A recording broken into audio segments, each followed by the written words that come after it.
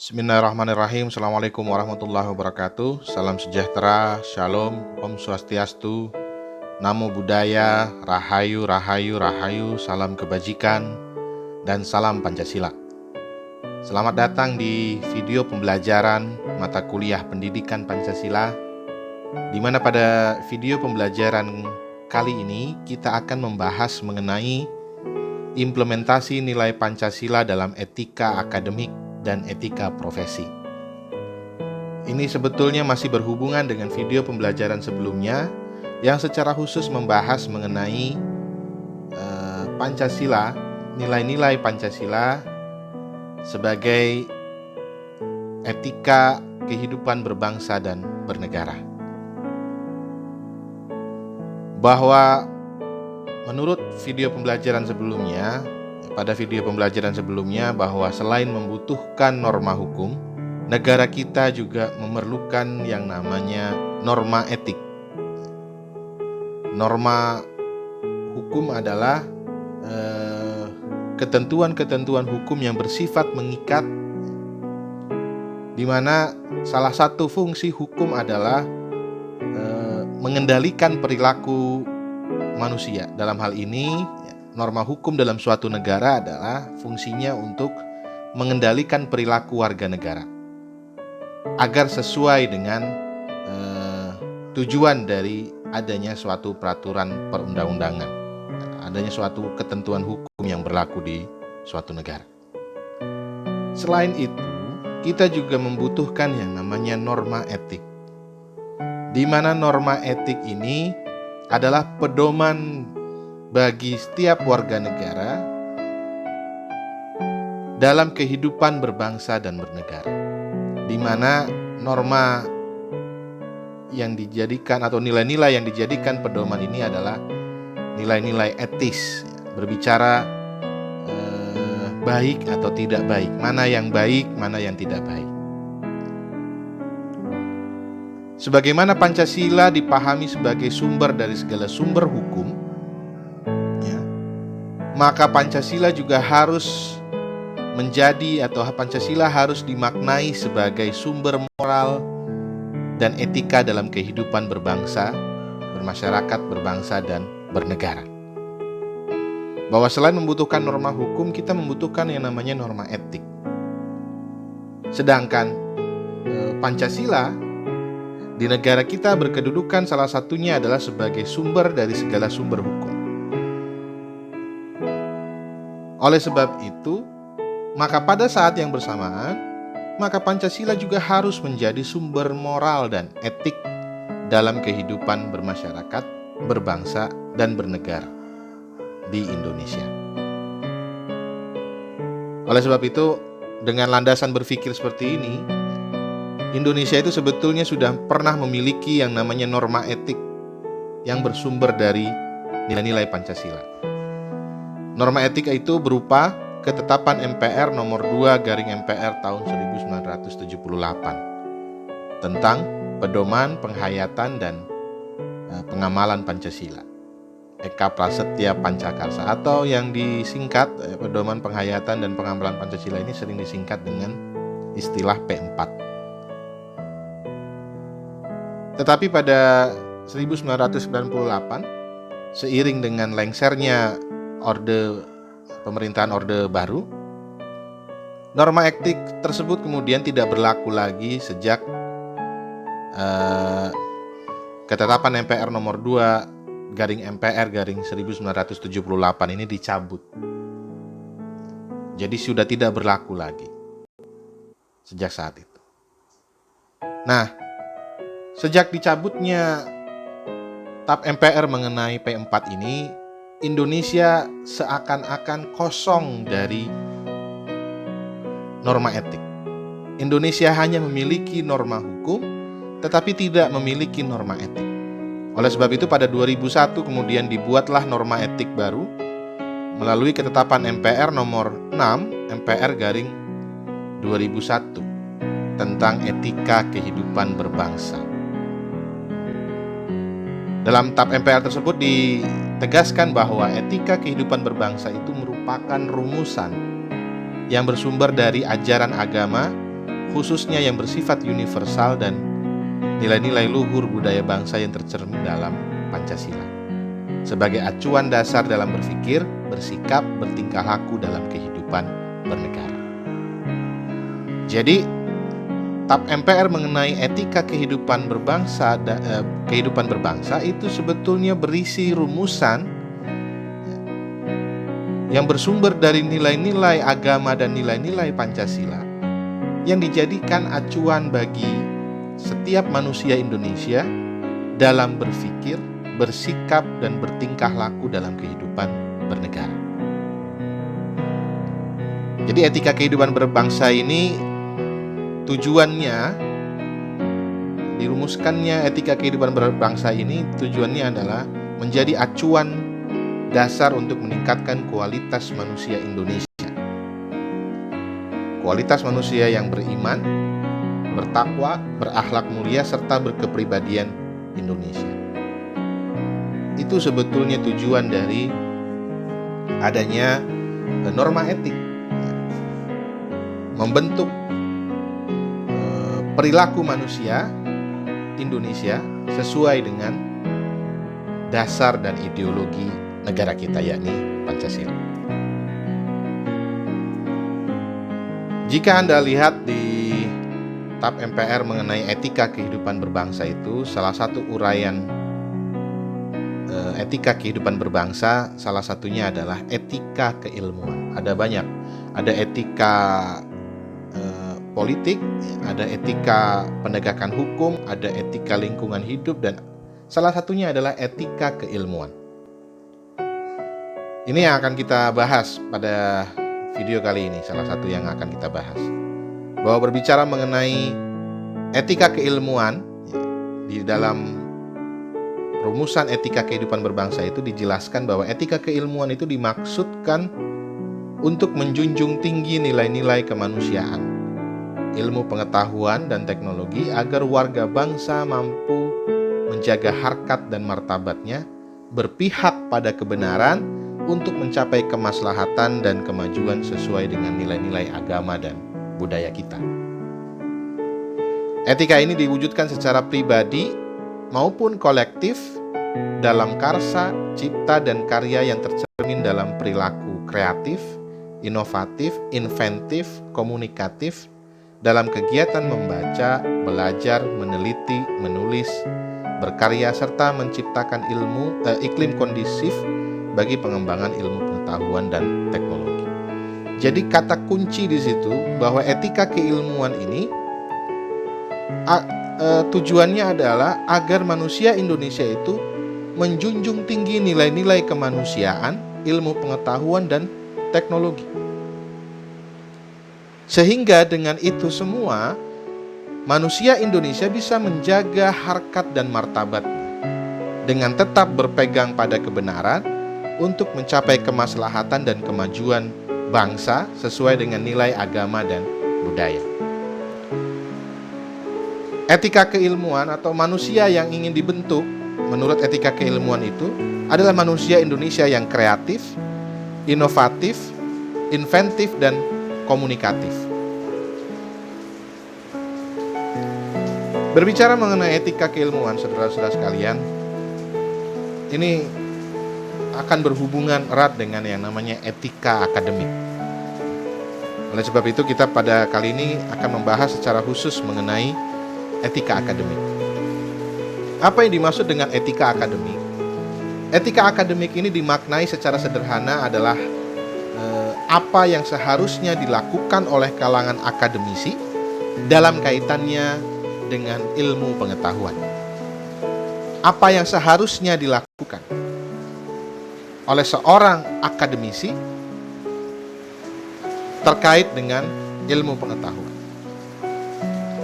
Kalangan akademisi ini lazim atau kerap kali disamakan istilahnya dengan masyarakat ilmiah. Masyarakat ilmiah adalah masyarakat yang warganya memiliki sifat ingin mengetahui segala fenomena yang ada, memiliki rasa ingin tahu yang besar, sehingga melakukan pengkajian secara ilmiah dengan berbagai bidang ilmu untuk memperoleh jawaban dari rasa keingintahuannya, untuk memperoleh kebenaran yang teruji sesuai dengan metode ilmu pengetahuan. Jadi kalau kita atau kalau Anda sebagai seorang mahasiswa, maka sebetulnya Anda adalah bagian dari kalangan akademisi, bagian dari kalangan masyarakat akademik. Oleh sebab itu, Anda seharusnya adalah manusia-manusia yang memiliki rasa ingin tahu yang besar, sehingga berusaha keras untuk menemukan kebenaran-kebenaran baru, untuk menemukan jawaban-jawaban atas pertanyaan-pertanyaan yang ada dalam benak Anda. Tentunya dengan metode ilmu pengetahuan yang teruji. Artinya bisa diukur. Ciri-ciri yang melekat pada masyarakat ilmiah yakni kritis, objektif, analitis, kreatif, dan konstruktif. Bebas dari prasangka, dialogis, memiliki dan menjunjung tinggi norma dan susila akademik serta tradisi ilmiah, berorientasi ke masa depan. Itu adalah ciri-ciri yang melekat pada kalangan atau masyarakat ilmiah atau masyarakat akademik.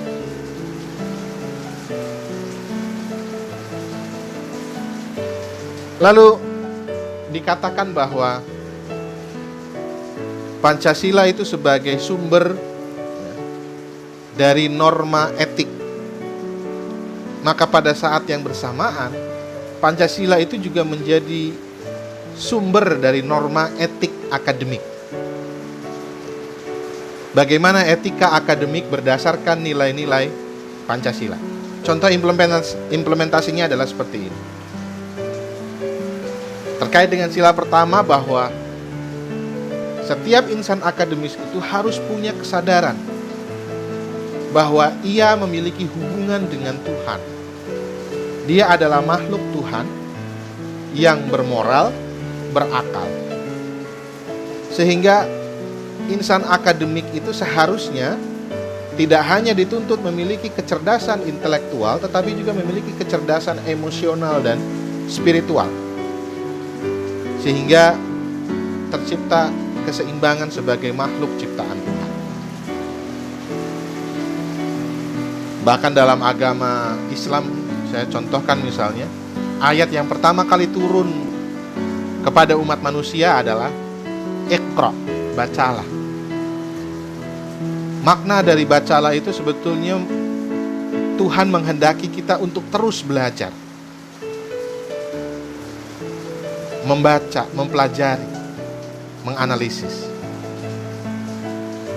Jadi berdasarkan sila pertama, maka seorang insan akademik itu seharusnya insan yang memiliki kecerdasan intelektual tetapi juga memiliki kecerdasan emosional dan spiritual. Berdasarkan sila kedua, kemanusiaan yang adil dan beradab, bahwa setiap insan akademis ini harus memiliki atau menjunjung tinggi nilai-nilai kemanusiaan dan kearifan. Nilai kemanusiaan yang adil dan beradab. Kita harus punya adab. Kita harus punya kearifan. Kita harus punya sopan santun. Di mana mahasiswa atau setiap insan akademik ini wajib menghargai dirinya maupun orang lain. Dan dalam mengungkapkan kebenaran, dalam mengungkapkan kebenaran, itu tidak hanya mengungkapkan kebenaran sebagaimana adanya, tetapi juga lebih baik jika mengungkapkan kebenaran itu secara arif. Akhir-akhir ini kita bisa melihat bagaimana pejabat misalnya ataupun kalangan akademik ketika berbicara atau berdebat dalam tayangan televisi, mereka seringkali mempertontonkan betapa cerdasnya mereka, tetapi mereka lupa bahwa seharusnya ia mempertontonkan cara berdebat yang baik. ia seharusnya mempertontonkan bagaimana cara berargumentasi yang baik. Saya sebut saja misalnya Bang Rocky Gerung. Terlepas dari betapa pintarnya beliau dalam berretorika maupun berpikir misalnya, dalam berpendapat juga, kita bisa lihat terkadang ia terjebak pada sikap yang tidak arif, tidak bijaksana, di mana pernah ada satu lontaran beliau mengatakan atau menyebut orang yang tidak bisa berpikir logis seperti dirinya itu adalah orang-orang yang dungu. Sekalipun benar, tetapi tidak pantas kalau kemudian kita menyebutkan orang lain itu sebagai orang yang dungu. Dalam konteks bahasa, dungu itu sesuatu yang sangat jelek, bahkan untuk diucapkan saja. Sekalipun itu benar, tetapi ketika dia menyampaikan orang yang berpikir tidak logis seperti tidak seperti dirinya yang berpikir logis, itu adalah orang-orang yang dungu. Orang-orang yang tidak bisa berpikir logis adalah orang-orang yang dungu.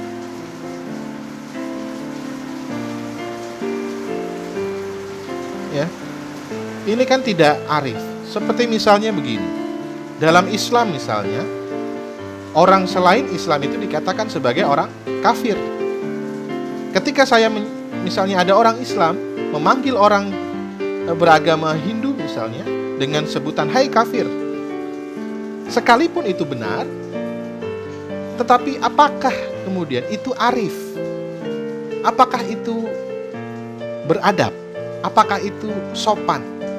Apakah itu bijaksana? Tentu tidak. Dalam agama Kristen misalnya, orang di luar agama Kristen itu dikatakan sebagai domba-domba tersesat. Maka apakah pantas kalau kemudian orang Kristen menyebut orang selain agamanya itu sebagai domba-domba tersesat? Hai domba-domba tersesat. Yang ada terjadi justru keributan. Oleh sebab itu, sebagai seorang akademisi, sebagai insan akademik, dalam menyampaikan gagasannya, menyampaikan pendapatnya, selain harus mengungkapkan kebenaran sebagaimana adanya, juga harus mempertontonkan atau menunjukkan bagaimana sikap yang arif. Mengungkapkan kebenaran itu secara arif bijaksana.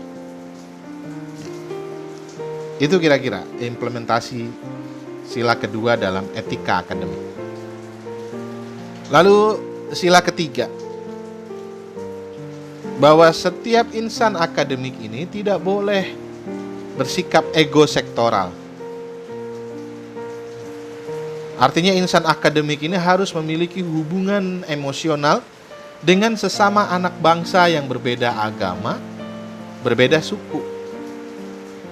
Sehingga insan akademik ini senantiasa memiliki keikhlasan untuk berkolaborasi dan bekerja sama dengan siapapun dalam mengembangkan ilmu pengetahuan, tanpa membeda-bedakan agama maupun sukunya. Itu adalah implementasi dari nilai kebangsaan, nilai persatuan Indonesia, nilai nasionalisme. Lalu sila keempat, bahwa setiap insan akademik ini harus memiliki sikap keterbukaan, baik keterbukaan dalam menyampaikan gagasannya maupun dalam menerima kritikan. Seorang insan akademik tidak pernah yang namanya anti kritik. Seorang insan akademik ini harus siap kapanpun dikritik. Pada saat yang bersamaan, dia juga harus siap untuk mengkritik sesuatu yang memang layak untuk dikritik. Terbuka menyampaikan gagasannya, tetapi dia juga harus terbuka menerima kritikan. Selanjutnya dan yang terakhir adalah sila kelima, bahwa setiap insan akademik, setiap manusia itu memiliki cara pandang yang berbeda. Oleh sebab itu, setiap insan akademik dituntut untuk memiliki kekritisan dengan tetap menjunjung tinggi penghargaan terhadap perbedaan pendapat dan cara pandang. Ya, tidak boleh memaksakan. Menjunjung tinggi penghargaan terhadap perbedaan pendapat, menghargai pendapat orang lain. Itu adalah bagian dari implementasi nilai keadilan sosial bagi seluruh rakyat Indonesia. Ya, kira-kira begitu ya. Jadi saya berharap Anda semua dapat gambaran bagaimana etika akademik berdasarkan nilai-nilai Pancasila. Ini adalah salah satu atau sebagian kecil contoh. Ini bisa Anda lebih kembangkan lagi bagaimana seorang insan akademik itu seharusnya bersikap ya, menurut sila ke-1, sila ke-2 sampai sila ke-5. Ini bisa Anda kembangkan lagi. Yang saya sampaikan ini hanyalah salah satu bentuk ya, penafsiran mengenai nilai-nilai Pancasila yang diimplementasikan menjadi sebuah norma etik bagi insan akademik. Lalu selain etika keilmuan, ada satu hal lagi yang perlu diperhatikan dalam TAP MPR mengenai etika kehidupan berbangsa, yakni salah satu tindak lanjut atau kaidah pelaksanaan dari pokok-pokok etika kehidupan berbangsa adalah mengembangkannya ke dalam etika profesi, seperti etika profesi hukum, politik, ekonomi, guru, jurnalis, dan lain sebagainya. Jadi, pokok-pokok etika kehidupan berbangsa itu harus dikembangkan ke dalam etika profesi. Jadi, apa itu etika profesi? Etika profesi itu adalah sikap hidup berupa keadilan untuk memberikan pelayanan profesional kepada masyarakat dengan penuh ketertiban, keahlian sebagai pelayanan dalam rangka melaksanakan tugas berupa kewajiban terhadap masyarakat. Etika profesi ini biasanya dirumuskan dalam sebuah kode etik profesi. Kode etik dokter, kode etik profesi hukum ya, kode etik jaksa, kode etik hakim. Apa itu kode etik profesi? Kode etik profesi itu adalah sistem norma, nilai, dan aturan profesional tertulis yang secara tegas menyatakan apa yang benar dan baik serta apa yang tidak benar dan tidak baik untuk dilakukan oleh anggota profesi. Kode etik ini ibaratnya kompas yang memberikan petunjuk, menunjukkan arah bagi suatu profesi dan sekaligus menjamin mutu moral profesi itu dalam masyarakat. Dengan adanya kode etik profesi, misalnya dengan adanya kode etik profesi dokter, maka sebetulnya profesi dokter itu ingin menunjukkan kepada masyarakat bahwa standar mutu dari profesi seorang dokter adalah sebagaimana yang tertuang dalam kode etik. Tujuan kode etik ini adalah menjunjung tinggi martabat profesi atau seperangkat kaidah perilaku sebagai pedoman yang harus dipatuhi oleh anggota profesi dalam mengemban suatu profesi.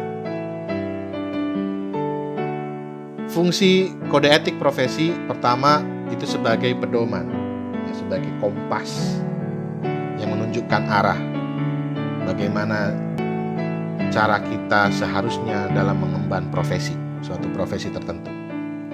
Sebagai sarana kontrol sosial atas suatu profesi. Jadi, standar minimal suatu profesi itu sudah ditetapkan di dalam kode etik. Sehingga ketika ada anggota profesi yang menyimpang dari kode etik itu, maka masyarakat bisa mengontrolnya. Masyarakat bisa mengetahuinya. Mana tindakan dari suatu anggota profesi, dari seorang anggota profesi yang bertentangan dengan kode etik profesi, mana yang berkesesuaian, mana yang bertentangan. Yang ketiga, mencegah campur tangan di luar organisasi profesi tentang hubungan etika dalam keanggotaan profesi. Ini adalah fungsi-fungsi kode etik. Bahwa karena nilai-nilai Pancasila itu kemudian menjadi sumber dari segala sumber hukum, Pancasila juga menjadi sumber dari norma etik yang berlaku di Indonesia. Maka kemudian norma etik kehidupan berbangsa itu diimplementasikan ke dalam kode etik profesi, maka pada saat yang bersamaan sebenarnya nilai-nilai Pancasila itu seharusnya menjiwai norma-norma etik yang ada di dalam kode etik profesi. Jadi norma etik, norma-norma, nilai-nilai yang tertuang di dalam kode etik itu harus mencerminkan nilai-nilai Pancasila. Nilai ke-1, nilai sila pertama, nilai sila kedua, hingga nilai sila ke-5, keadilan sosial bagi seluruh rakyat Indonesia. Itu harus mencerminkan nilai-nilai Pancasila. Nah, inilah yang akan menjadi tugas belajar Anda. Coba Anda cari contoh kode etik profesi dari manapun, bisa sesuai dengan disiplin ilmu Anda masing-masing. Kalau Anda adalah orang hukum misalnya, silahkan cari kode etik profesi jaksa misalnya, kode etik hakim, kode etik polisi barangkali. Lalu kemudian berikan analisis Anda, apakah kode etik profesi itu sudah mencerminkan nilai-nilai Pancasila. Misalnya kode etik yang pertama, seorang jaksa ini misalnya seorang jaksa haruslah orang yang bertakwa kepada Tuhan Yang Maha Esa. Maka kira-kira itu mencerminkan sila keberapa? Itu Anda jelaskan. Semua nilai-nilai yang ada di dalam kode etik itu Anda analisis dan Anda jelaskan itu cerminan dari sila Pancasila yang mana.